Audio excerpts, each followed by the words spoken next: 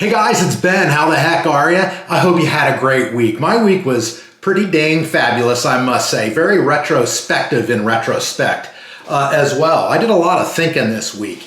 And one of the things that I was thinking about is, how did I get here? How did I get to this point where I'm probably the happiest with myself than I've been all my life almost, before middle school at least, right? At least up to middle school. I guess that's when you start having that self-image. People start calling you names in middle school, and that's when you start feeling bad about yourself, right?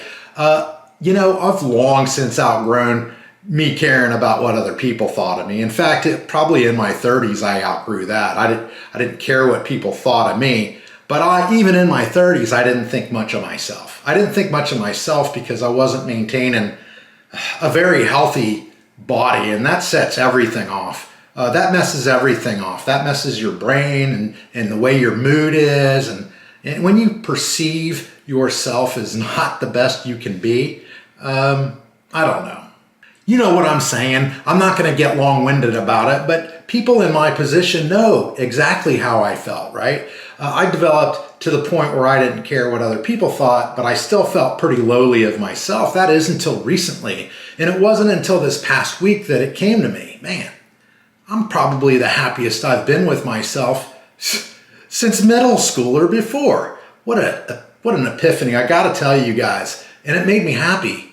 It made me really happy. And I thought, man, if just one person can watch this when they're a little younger and learn from me and not get to the point where I'm at, because believe me, it's easier to do this stuff when you're younger, guys. The younger you are, the easier it is. I'm almost 60. I got arthritis. I got no cartilage in my knees. I'm just a wreck, right? But life has been rough on me. But here I am doing it, right? And if I can do it, anybody can do it. I just wish I would have done it at a younger age. It would have been a lot easier and less painful. Today, I just wanted to get into a little bit on what caused me to turn to pharmaceuticals to control my blood glucose and my weight both. What happened? Why didn't I do that on my own? And when did all this start? How did you get to this point? Guys, we're going to talk about what got me here, right? How I've arrived. Not here per se, but how I got to the point where I was 240, 250 pounds, right? Overweight, feeling terrible and depressed, and just not having a great outlook on life at all for any reason.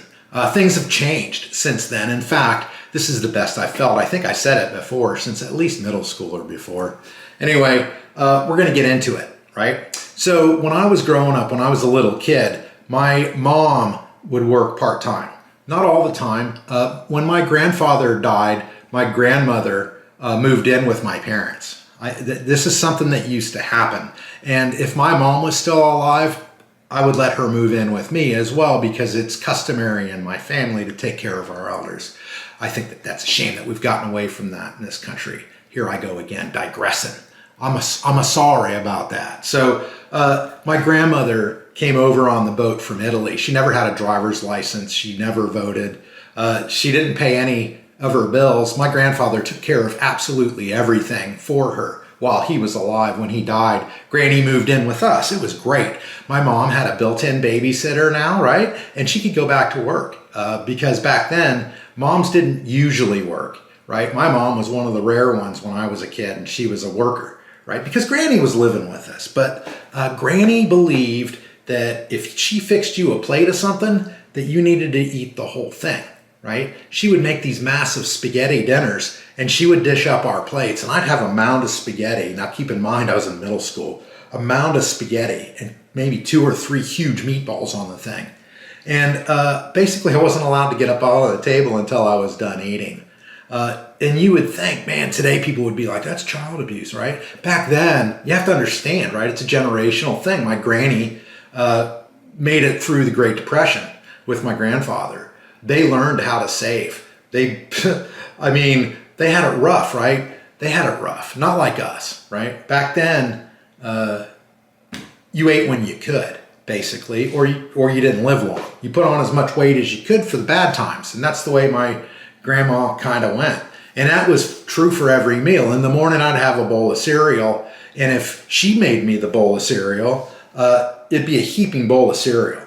And I am not talking just any like wheat cereal, whole wheat or anything like that. I was eating the Lucky Charms and the Frosted Flakes. Even the Frosted Flakes, sometimes I'd put a teaspoon of sugar on it, sprinkle it over it just for, good measure. And that's where my relationship with food started going south, so to speak. That's when I started gaining weight. And that's when people started calling me names when I was in middle school, right?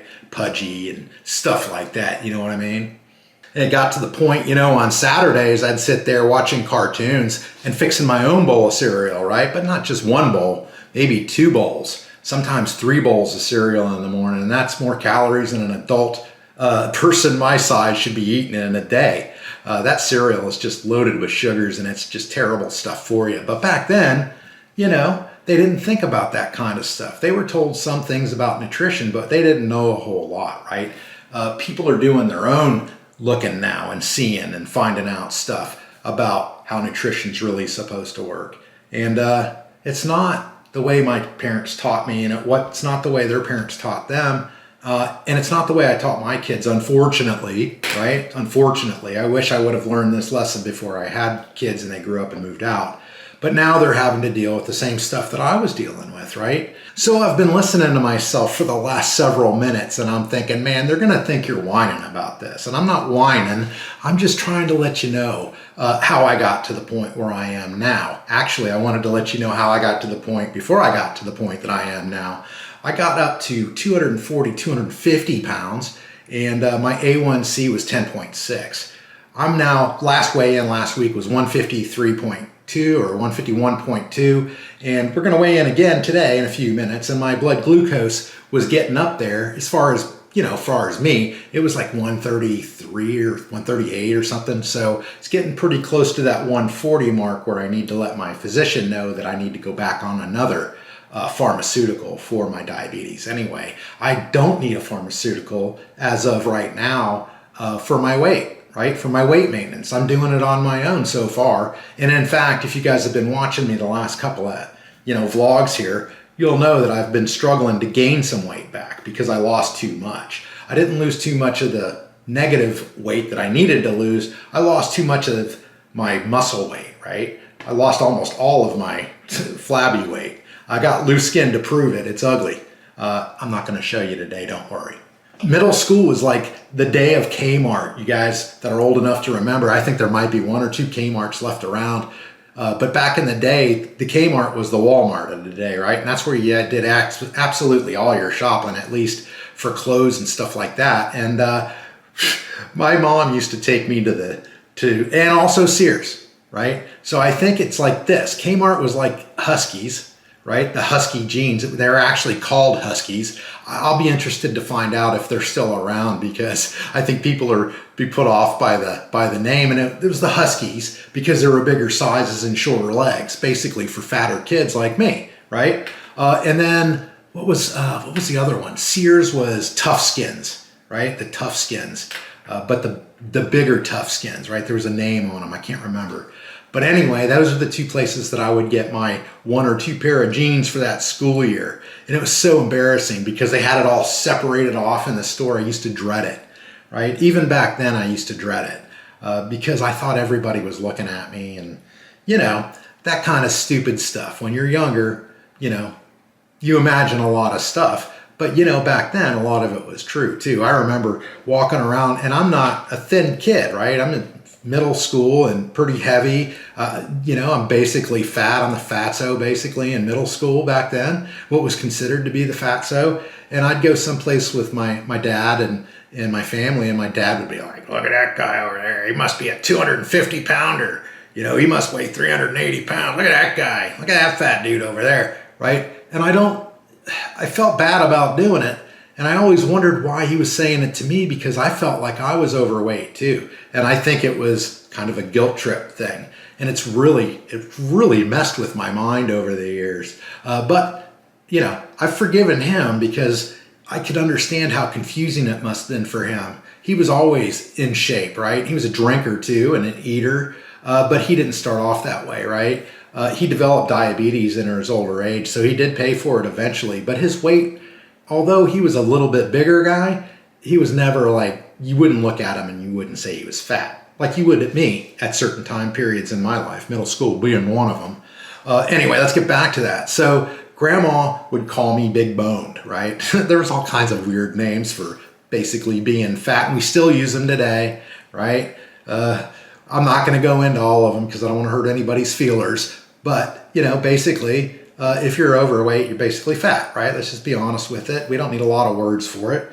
And I was fat, definitely, most of my life, right? Even through my military career. I was on the top level of where I could be, right? I always pushed the limits. But before I joined the military, I got into high school, right? And that's where I was introduced to this wonderful nectar of the gods called beer. And I started drinking the hell out of beer, right? I got to the point in high school where I could almost drink an entire case of beer by myself. That's a lot of beer, you guys, especially when it's 3.2. You guys know what I'm talking about. That's less alcohol in the beer, more water. And if you can drink almost a case of that crap, something wrong with it. There was something wrong with me. Basically, that's where my alcoholism started, and it didn't stop until a year ago last June when I absolutely quit drinking alcohol for one of my biggest lifestyle changes in order to get healthy again. Anyway, back to high school, right? So high school was the years of beer and Taco John's and drive-through McDonald's and keggers on the weekends, just getting drunk and eating all the time. That was the lifestyle for me in high school, and I got even fatter. And I was working at a place called Marine Life Aquarium. I was doing the underwater Pacific Harbor Seal Show, and I was doing the sea lion show there at the end when I ended up finding another employment. But that led to just terrible eating, right? I'd work all day and eat the fast food that they served out there in the kitchen, and then on my way home I'd pick up something at a fast food place and eat that at home, right? It was just awful food all the time and gained more weight. Well, then the thing that happened at Marine Life Aquarium happened, and I quit the next day, and you guys know the story. It's back in one of the other vlogs, or I can tell it again, but not today. So the next day I went and joined the military. I went down and signed up to join the military, and the first thing he did was put me on a scale. I'm 5'9", right? I've been 5'9" since I was in high school. I'm not growing any. I'm shrinking a little bit, maybe, right? Because I think I used to be 5'9.5" and now I'm just 5'9" inches. So basically the same height I was in high school. At 5'9", I weighed in just over 180 something pounds. And my recruiter said, look, I can get you in. You're smart enough. You passed the ASVAB, but your weight. So then, this is where my relationship with diuretics came into the picture, right? I figured out, very, very dumb, that I could take X-Lax, the pills, because the chocolates just made me sick when I tried to chew them. I would take 2 or 3 of those pills every, in the morning, and maybe a pill or 2 at night. And by the next day, I'd lost a lot of weight, right? I think I could lose like 8 pounds on demand like that. It was crazy and very unhealthy for me. But I did lose the weight, and I did get into basic training. They let me ship off to basic training, and I was at the top end of my weight, man, right at the very top. And because of that, I get special treatment in basic too. They give you extra stuff to do so you can like wear off the weight. They made me a crossing guard, right? So like when you're marching in formation, you're the guy that runs from the back and hauls ass up to the intersection before everybody else can get there, and you hold your hand up, hold traffic up while they go, and then when everybody's through, then you gotta cook ass again and get up to the back of the line and get back in formation again. And man, you do that on a military base, there's an intersection every couple hundred yards. It's crazy how fast I got into shape when I was in basic training. And the best thing about basic training is there was no alcohol allowed. So alcohol was gone. I wasn't putting that weight on anymore. We were very regimented on our meals. And my TI, believe me, I was the last one in there. I was at the end of the line. I was the last one in to eat. And when the troop was ready to go, when we were ready to get the hell out of there, if you were done eating or not, it was time to leave. And half the time I wasn't completely done. I was so mad about that. at the beginning, but then near the end I could see, wow, I'm really getting into some shape here. And I promised myself after I got out of basic training, I wasn't going to put no weight on, and that didn't last very long. So I got out probably the best shape of my life. I was 175 pounds, but it was like 175 pounds of just muscle. So started my military career. My first went to tech school, and that's where I was allowed to start drinking beer again. And I was able to not drink beer for about 3 or 4 days. And then somebody invited me for a pitcher, and I went down, and that's where it started. So I started drinking beer again, and then that beer weight came back on me. By the time I was at my first duty station, I was getting pudgy again. By the time I got to my second duty station, they were warning me that I was approaching Fat Boy program status. That's what they used to call it, the Fat Boy program. And that was when you exceeded the weight limits set by the Air Force, right? Basically, I flew under the radar. I watched my weight pretty carefully. I learned when weigh-ins were going to happen, and then I would revert back to that old X-Lax plan a couple of days prior to that just to make sure that I could make my weight. And I always managed to, always. And mostly just barely most years. By the time I got out, I was actually overweight. This is a picture of me. Probably one of my last years in, one of my last 2 years in, I was stationed in Hawaii of all beautiful places. But I was eating crazy and drinking like crazy. And I put on a lot of weight. I think I went up to about 220 here in this photo. And my max weight allowable was about 190 back then at my age and height. Then I got out of the military, and then I didn't have to stay in shape anymore, and I went from 180, 190 at the top of my military standard to not having any standard at all to have to worry about, and I didn't worry about it. And I started gaining weight. I went from about 180, 190 to about 240, 250 pounds. Until one morning, I woke up hungover. Keep in mind, I'm still drinking at this point, hungover like you wouldn't believe. And I was like, this is the last time I'm doing this. I'm sick to death of waking up like this. It just came to me like that one morning. And I promised myself that I was done drinking. I didn't make a big production about it. I didn't tell my wife, hey, guess what? I'm done drinking now. And none of that. I just didn't drink, right? My wife would say, hey, you want to do a bottle of wine tonight or something? I'd be like, I think I'm just going to have some iced tea or something. She'd go, oh, okay, right? And maybe she'd have a glass of wine or something, but I wouldn't. And she didn't notice right away until a couple of months later. And she's like, did you quit drinking? And I did. I had quit drinking. And by then it had been a couple of months. And believe me, those first couple of days are the hardest. The first couple of the weeks are the second hardest. The first couple of months, that's probably the third hardest. And then after the first year, I don't even miss it, right? It's not even hard anymore to not drink. I go into bars. I can go into a bar and order food and not drink easily. I'll just order a glass of water or tea or something, right? It's not a big deal anymore. But it wasn't the easiest thing. I'd tried to quit drinking many times in the past because I knew I had a problem. I tried to quit when I was in the Air Force because I had aspirations of becoming, kind of a bigwig in the Air Force. And I wasn't going to be able to do it fat, and I wasn't going to be able to do it drinking like I was drinking. But even that didn't stop me, right? I wasn't able to quit for those reasons.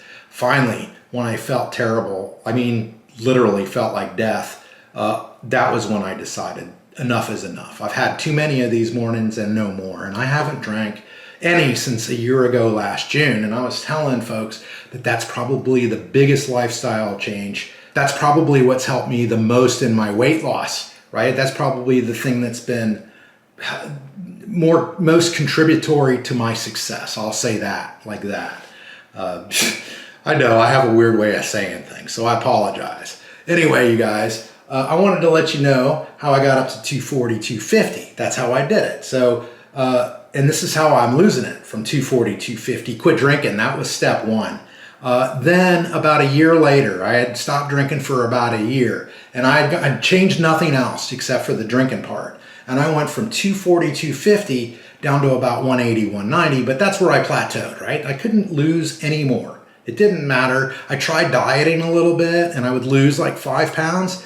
And then I'd get bored of the diet or get hungry for something that was on the diet that I wasn't allowed to have, and I'd eat that. And then I would gain back 6 pounds. So I'd lose 5 and gain 6. You know how it goes. It's the diet thing. So I decided I'm not going to diet anymore. I'm not going to do that. I'm just going to be 60 years old, come to the terms that, I'm going to be a chubby guy when I die, and then that's going to be it. No big deal, right? And then my doctor called and said, Ben, you got diabetes on your blood panel that we just ran, and I need to put you on something for it because it's pretty bad. Your A1C is 10.6, and your glucose reading is 575. Or no, not 575, 475, right? 475, which is incredibly high. And she goes, I want to put you on something right now.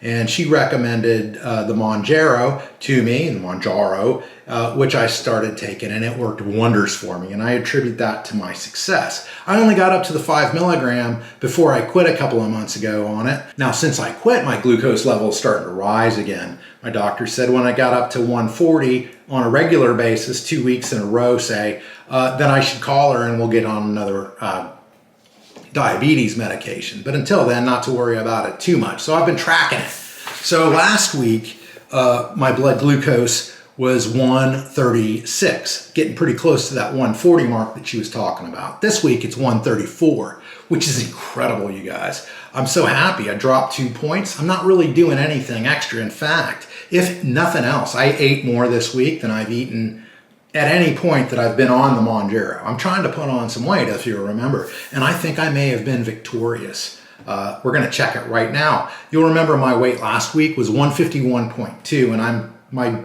goal weight is between 155 and 165. I really want to get to 160, right in the middle. Just that way I've got some fiddle fudge on either side of this spectrum. Anyway, let's see how much I weigh today. All right. Jeez.